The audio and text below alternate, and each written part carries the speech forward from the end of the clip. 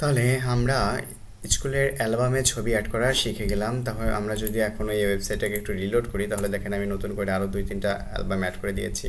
সেটা হচ্ছে এখানে সায়েন্স ল্যাব, লাইব্রেরি এবং কম্পিউটার ল্যাব বিষয়গুলো আমি এখানে অ্যাড করে দিয়েছি।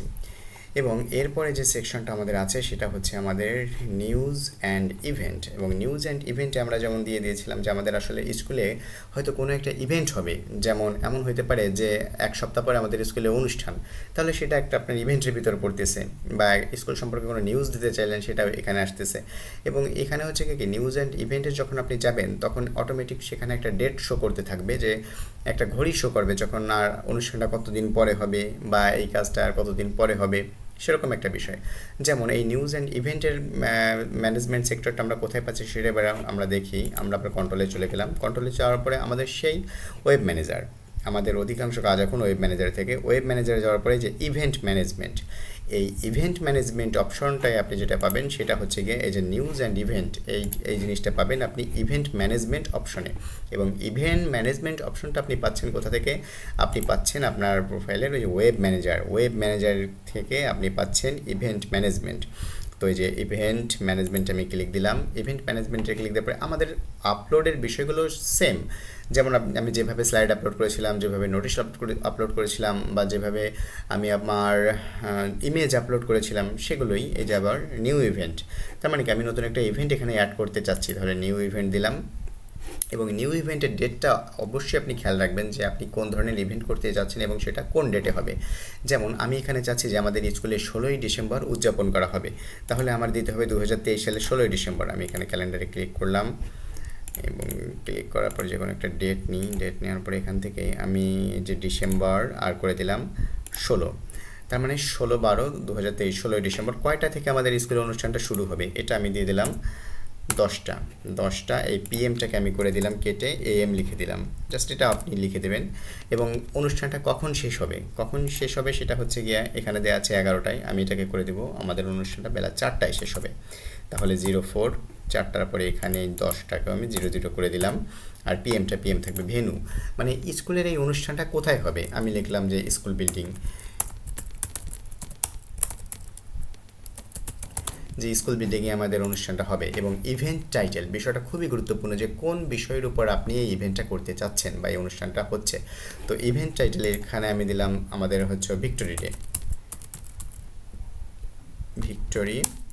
ডে।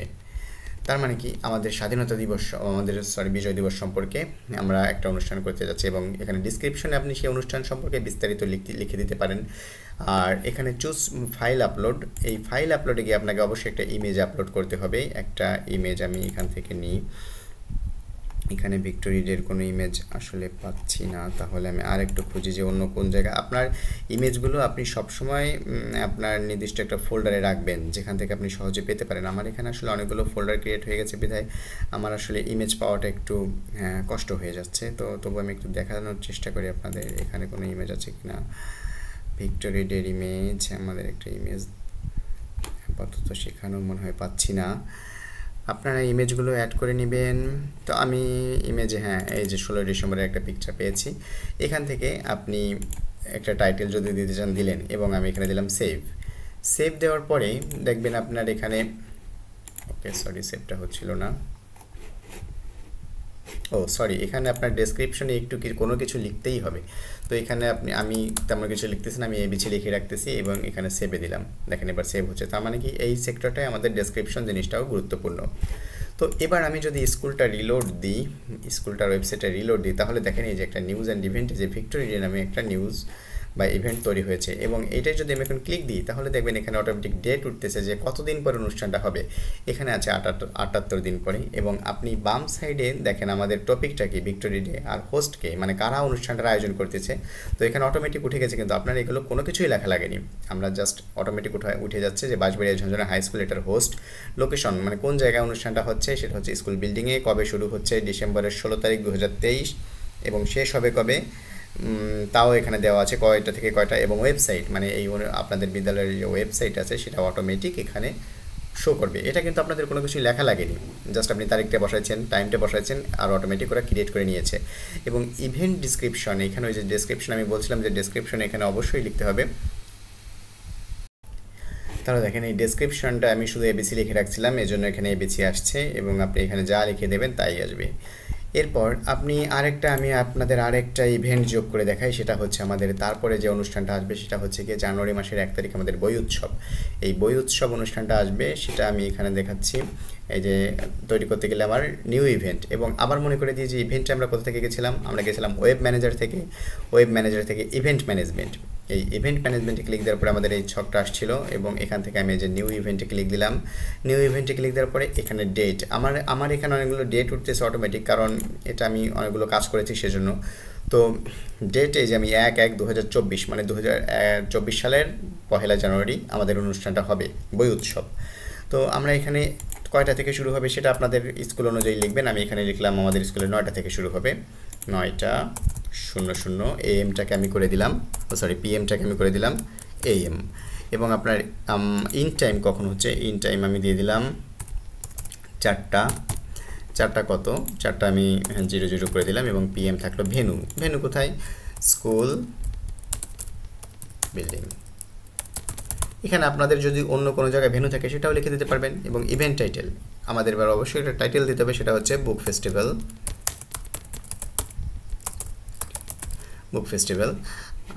ফেস্টিভ্যাল বানানটা ভুল হয়েছে, এটা ওকে, বুক ফেস্টিভ্যাল। এবং ফাইল আপলোড, এই ফাইল আপলোডে ক্লিক দিলেন এবং আমাদের বই উৎসবের কোনো একটা ছবি, এই যে একটা ছবি আমি এখানে দিয়ে দিলাম। তারপর এই যে ডেসক্রিপশন, এই ডেসক্রিপশনে অবশ্যই আপনি বই উৎসব সম্পর্কে কোনো কিছু লিখে দেবেন।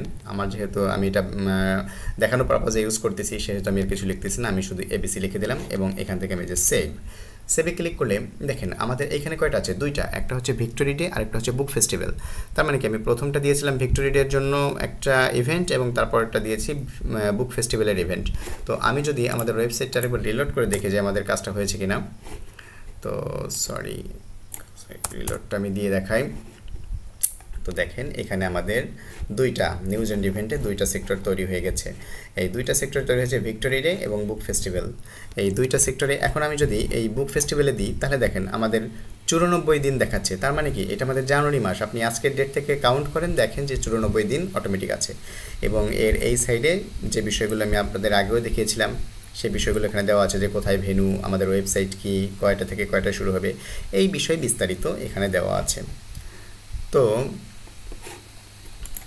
তাহলে আমরা আসলে এই সেক্টরটা সম্পর্কেও মোটামুটি একটা অভিজ্ঞতা অর্জন করে ফেললাম। তাহলে আমি যদি আবার প্রথম থেকে আপনাদের একটু মনে করিয়ে দিই যে আমরা এখানে কোন কোন বিষয়গুলো নিয়ে আজকে এই পর্যন্ত শিখলাম। এই পর্যন্ত আমরা প্রথমে শিখলাম আমাদের হেডারের কাজটা নিয়ে, যে আমাদের স্কুলের নাম, ঠিকানা, এগুলা কোথা থেকে বা লোগো কোথা থেকে চেঞ্জ করতে পারি। সেই সেক্টরের ভিতরে আমাদের আরও ছিল অ্যাবাউট আওয়ার স্কুল, মানে স্কুল সম্বন্ধে আমাদের বিস্তারিত তথ্য এখানে দিয়েছিলাম। তারপরে আমাদের এই যে 2টা বাণী, একটা হচ্ছে প্রধান শিক্ষকের বাণী, একটা সভাপতির বাণী, 2টা বাণীর কাজ করেছিলাম। তারপরে আমরা দেখেছিলাম কিভাবে এই স্লাইডটা তৈরি করা হয়, এবং এই স্লাইডটা আমরা তৈরি করেছিলাম ওয়েব ম্যানেজার থেকে। ওয়েব ম্যানেজার থেকে আমরা গিয়েছিলাম স্লাইডারে, এবং এখান থেকে স্লাইডার তৈরি করেছিলাম। তারপর আমরা দিলাম অ্যালবামের ছবিগুলো আমরা ওই ওয়েব ম্যানেজারের সেক্টর থেকে অ্যালবামটা পেয়েছিলাম। তারপর আমরা ওয়েব ম্যানেজারের সেক্টর থেকে আমাদের নোটিশ দেওয়া শিখেছিলাম, যেমন একটা জেনারেল নোটিশ আর একটা হচ্ছে ডিপার্টমেন্টাল নোটিশ। তো জেনারেল নোটিশটাও দেওয়া শিখলাম, ডিপার্টমেন্টাল নোটিশটাও দেওয়া শিখলাম। তারপরে আমরা শিখলাম আমাদের অ্যালবামটা তো বলেছি। তারপর আমাদের ইভেন্ট ম্যানেজমেন্ট সেক্টরটা শিখলাম।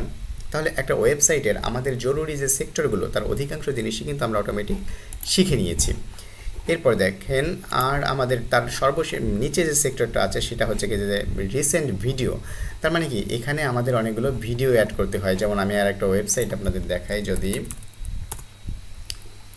এই যে একটা ওয়েবসাইট আমি ঢুকলাম, এখানে দেখেন নিচের দিকে আসলে অনেকগুলো ভিডিও দেওয়া আছে। এই ভিডিওগুলো আপনি আপনার চাহিদা মতো ভিডিও অ্যাড করবেন, যে আপনার কোন ভিডিওগুলো দরকার স্টুডেন্টদের জন্য। তো আসলে এখানে বিভিন্ন রকম আমাদের এখানে সব ইউটিউব ভিডিও আমি অ্যাড করেছি। আপনার যদি নিজের ইউটিউব চ্যানেল থাকে স্কুলের, সেখান থেকে ওই চ্যানেলের লিঙ্কটা আপনি দিয়ে দিতে পারেন। অথবা আমরা যেভাবে ভিডিওগুলো অ্যাড করি সেই ভিডিওগুলোর অ্যাডের অপশনটা দেখাই দিচ্ছি, এবং এই ভিডিওগুলো দেখেন আপনি ক্লিক করলে অটোমেটিক চলবে।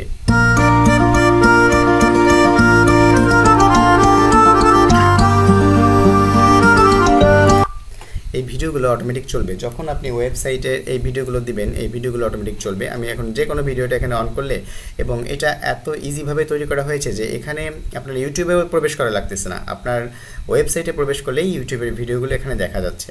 তো আমি এর পরের সেক্টরে দেখাই দিচ্ছি কীভাবে আপনি এই রিসেন্ট ভিডিওটা অ্যাড করবেন।